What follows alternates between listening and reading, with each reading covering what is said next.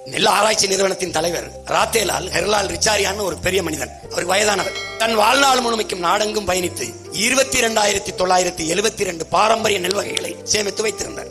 இந்த நாடு, இந்திய நாடு, 2003ஆம் ஆண்டு ஒரே நாளில் மொத்த விதையும் எடுத்து சின்சாண்டோ நிறுவனத்திற்கு கொடுத்துச்சு. இந்திய நிலப்பரப்பில் ஒரே ஒரு கிழவன் அழுதான், ஐயோ எல்லாம் போச்சே என்று.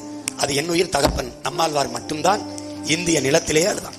அந்த அழுகை, அந்த வலி, அந்த வேதனையின் வெளிப்பாடு நம்முடைய மதிப்பிற்குரிய பெருந்தகை ஐயா நெல் ஜெயராமனை அழைத்து, நீ இந்த பணியை செய்வாயா என்று அவரிடத்தில் ஒப்படைத்து அவர் நாடெங்கிலும் பயணித்து 500க்கு குறைவில்லாத நம் பாரம்பரிய நெல் விதைகளை சேமித்து வைத்தார். நம்முடைய ஐயா நெல் ஜெயராமன் என்பவர்